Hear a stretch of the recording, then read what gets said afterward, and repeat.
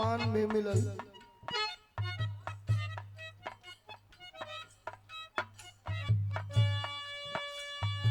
और बहुत लोगन का आशीर्वाद भी मिलल।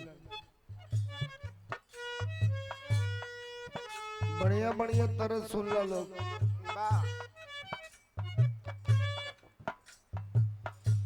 दिलावा पे हाथ रख के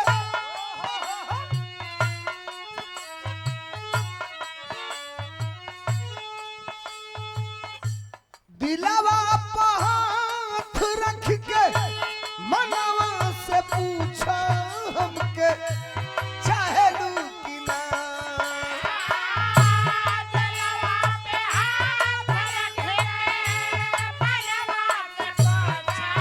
कहो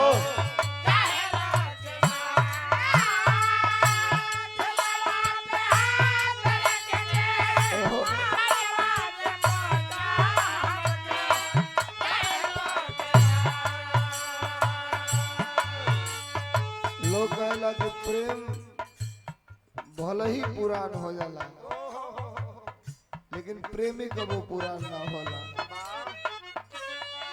शर्मा जी वो गीत गौले रहलन, नैन छुरी से कटारी हो गई। नैन छुरी से कटारी हो गई, रूप का दुनिया पुजारी हो गई। केहू नजरिया में आके जब बस जाई तो जनिहा की प्रेम का बीमारी हो गई। मनवा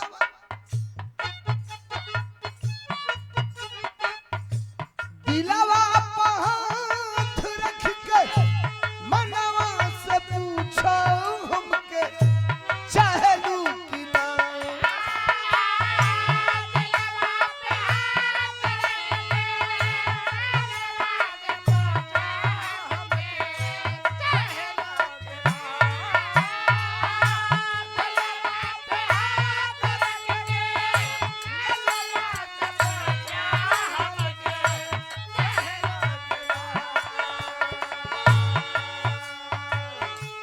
आपन बनावल घर अपने ही हाथे रनिया ढाहेलू कि ना।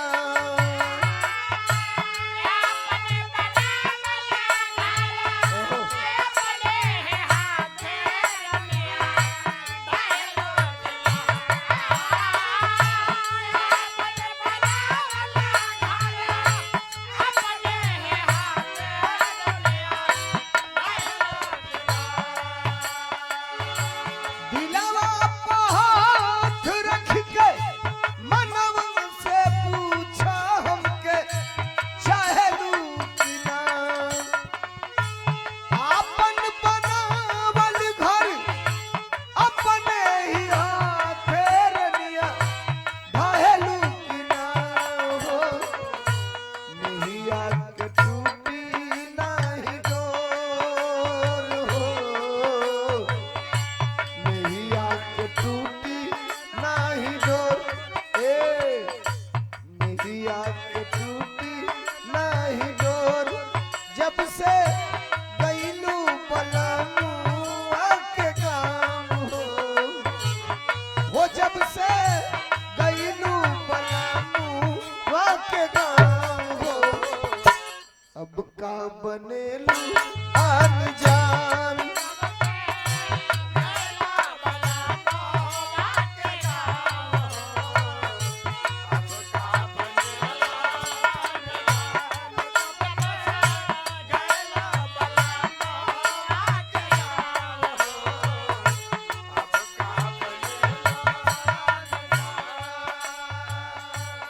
हो कहियो कोरवे में बीतत रहे रात हो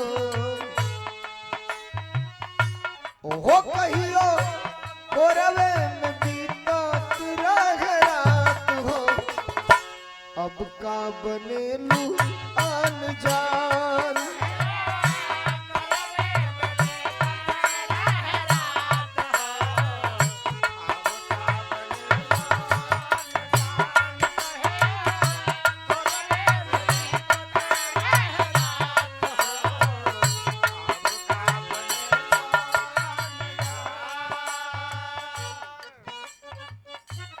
रुपयों का पुरस्कार रुचि यादव के ढोलक वादक और हमारे छोटे भाई, हम दोनों लोग मिलके एक चीज के लिए प्रयास कर रहे हैं। एक आदमी के भगवान करे कि तुम लोग सफल। रुको रुको, एक आदमी को उसके गुरु से उसकी हिस्सेदारी दिलानी है। 60% सफल हो गए, 40% और काम चल रहा है उसमें। लेकिन गुरु भी बड़ा चालाक है।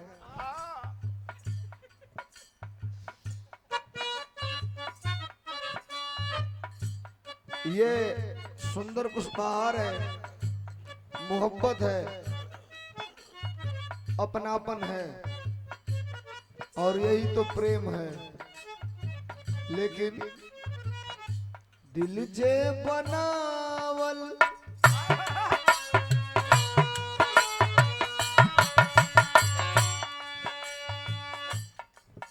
दुगोला विरहा वाला चैनल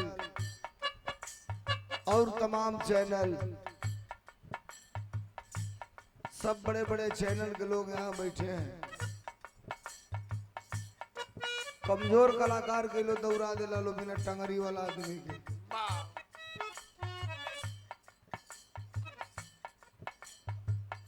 ये ठीक बात है, आप लोग नहीं रहते तो कई कलाकार अस्त रहते अभी तक। लेकिन रील में और रियल में बड़ा अंतर होता है। रील में और रियल में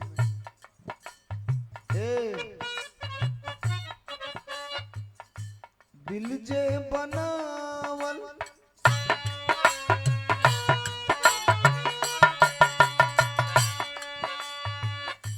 दिल जे बनावल पागल नु होई, पागल नु होई, प्यार जे बनावल होई कसाई। दिल जे बनावल पागल नु होई, पागल नु होई।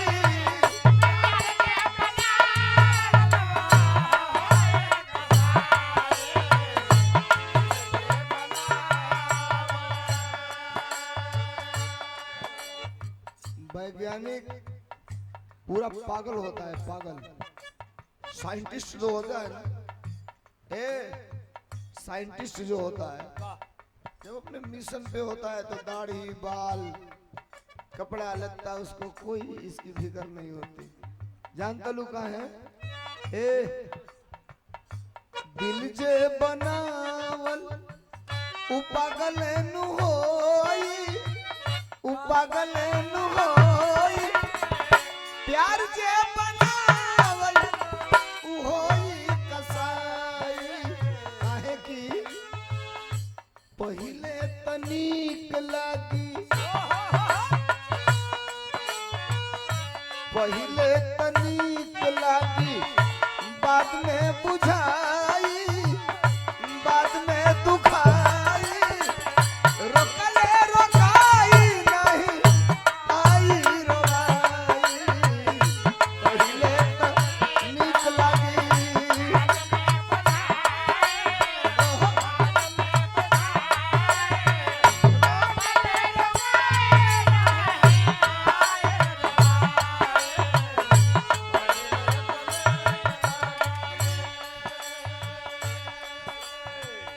को जगह लड़ल ना, एक जगह लड़ा तो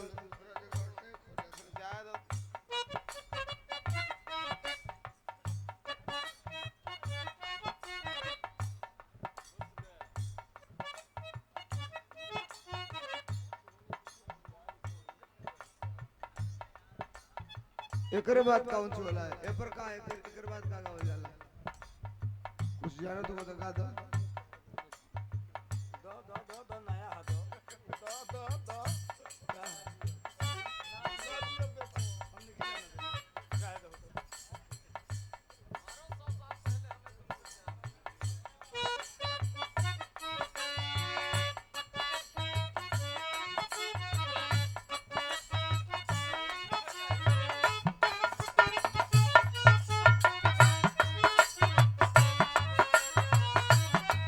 एकरे आगे चलो।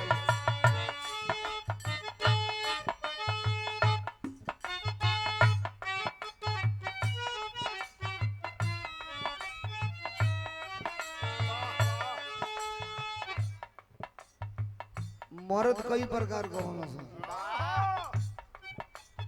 एगो 4 आना दब, एगो 8 आना दब, एगो 12 आना। जब तोहके लगी तो नहीं नहू के लगी तो तोहरे इनकी में कौन अंतर बा? राह चलिला तटो के ला सोनर सैया जी।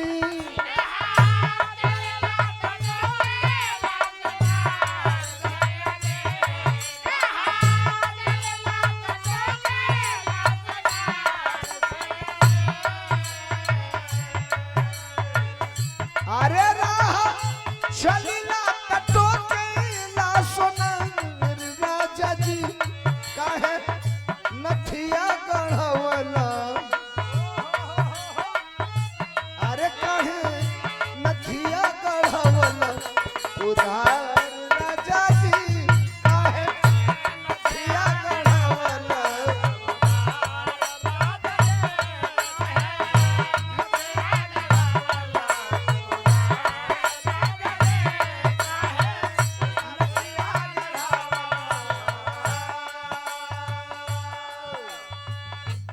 अभी घर के लोग हमके ले आ दिया हमारी औकात पर।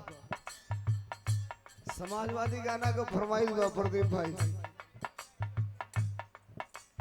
1 मिनट और ई कोनो नई गीत ना रहल जो नहीं बजौला। गावे वाला बुझेला लोग हम ही होशियार वाले। गूगल के जमाना बा, खसरे ने टच करके पढ़े वाला लड़का आइयो 2 में 3 में पढ़ता ना से बिना मोबाइल का कमे में नहीं से पूरा खपा लगे धैले रहता ना से। एक दिन वो लड़का पढ़त रहे, हम देखली तो लोग मिलल रहे कि 4 सब्जियों का नाम बताओ। एगो लिखल है नेनुआ, एगो लिखल है सरपुतिया, एगो लिखल है बंडा, एगो लिखल है बैगन। तो लोग गूगल के टच करके कहता व्हाट इज नेनुआ।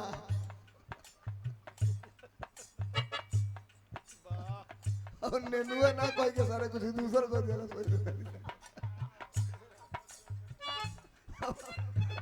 गूगल और खट खट खट खट दिखावा चालू कर देला। नरक हो गई जिंदगी साहब। हम आप गूगल के भरोसे हो गए हैं। घरे खाना नहीं के बना, दोपहरिया का लड़का मीशू से ऑर्डर कर देता ना, जोमेटो से ऑर्डर कर देता ना। जहाँ मेरा घर है लखनऊ, उसके बगल में एक आदमी का घर है, वो जो लड़का वो 3:30 बजे रात का पिज्जा ऑर्डर कर देला। और लेके आई स्कूटर से पो पो यार काहे भैया तो पिज्जा ऑर्डर हुआ है। अब आप समझिए दाल रोटी खत्म हो गई, भड़ुआ मरचा का स्वाद खत्म हो गई। ए मास्टर भड़ुआ मरचा बुझे ला खइले वाला कि ना। हां लकड़ी से टाले पड़ला ओइ में। ई नया तरज ना पुरान तरज। काहे क्रिया धरावे लुतवान के तरे।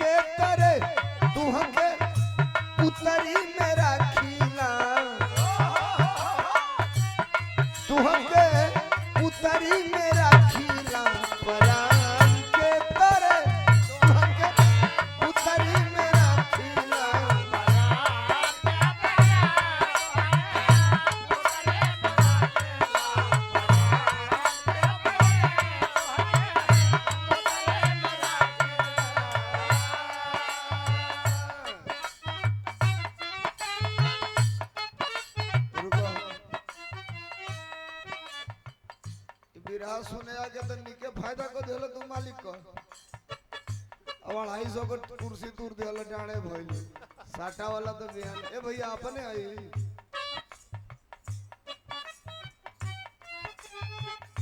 मरही के रहे तो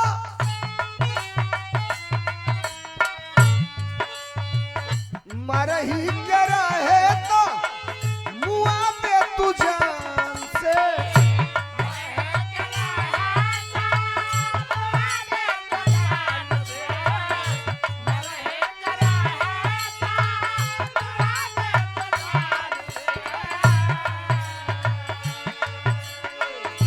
मरही के रहे तो मुआ पे तू जान से कहे के तू मारेलू कहे के तू मारेलू नजरिए के बान से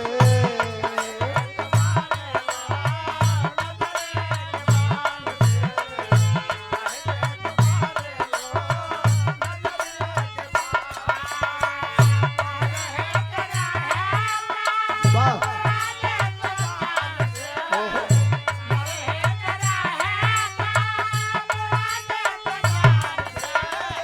कहे के तू मारेलू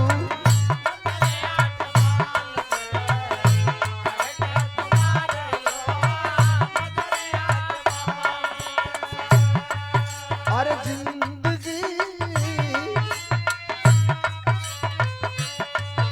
अरे जिंदगी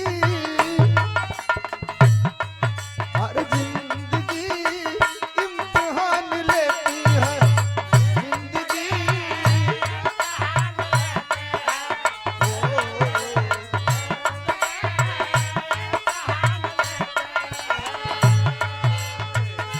आशिकों की जान लेती है गुरु चेला की जान लेती है अरे जिंदगी इम्तिहान लेती है जिंदगी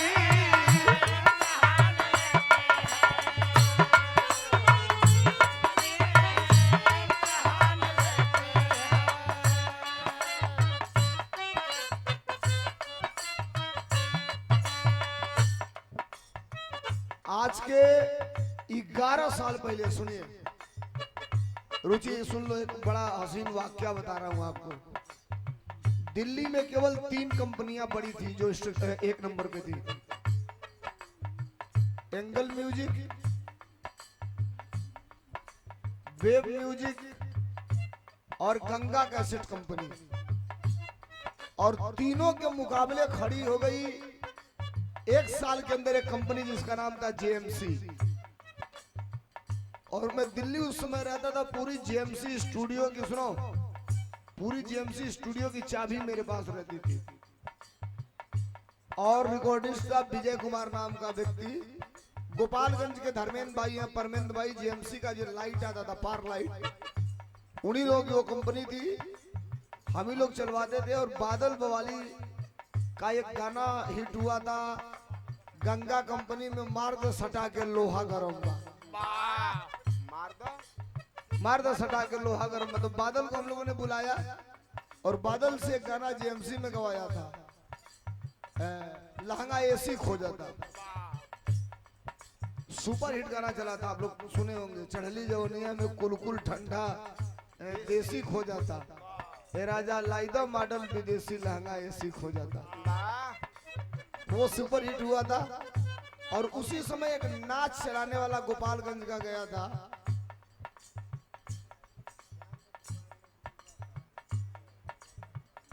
लो गावत हम बनी तो हके गावे के फरमाइश आ गई चांद के पार ले जइबो का उ रास्ता हम नहीं देखले भैया भूला उला जाइबो चांद पर ले जाएगा कि सूरज भगवान के यहाँ लेके चल जाए उजर के भौसम में हो जाएगी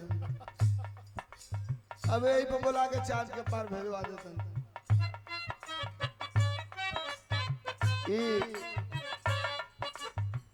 श्री रामजीत बाबा मिक्सर मशीन जिगनी पोस्ट बड़ा गांव भैया की तरफ से 51 रुपए का पुरस्कार उस समय एक कलाकार था कुशीनगर के बगल का रहने वाला चेहरे से इतना सुंदर था कि कौवा भी उसके आगे फीका पड़ जाएगा और हंसता था तो दो दांत आगे बड़े बड़े निकल जाते थे, लेकिन बड़ा रंगीन था।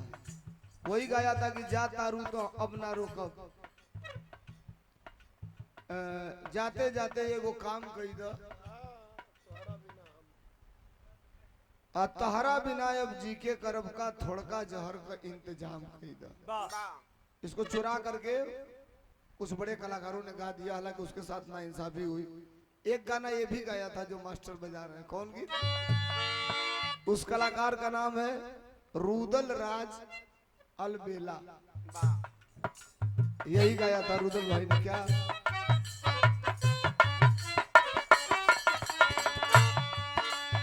ए बलमा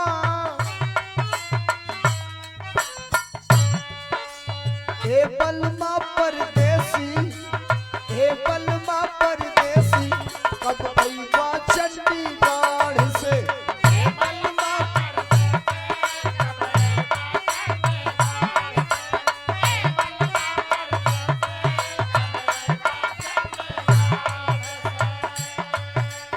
एक साल तेरा महीना, अरे एक साल तेरा महीना गईले भइल घर से। ए बलमा परदेसी, कब आईबा चंडीगढ़ से।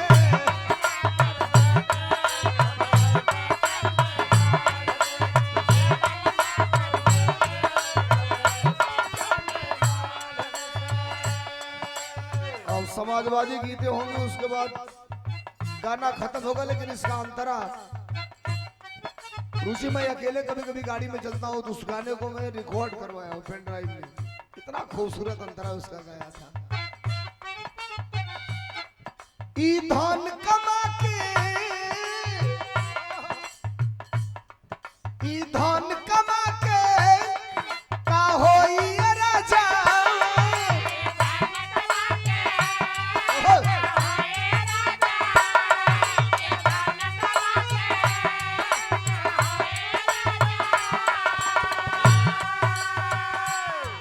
ई धन कमा के का होई ये राजा, और हमारी जवनिया अब हिन बाता जा।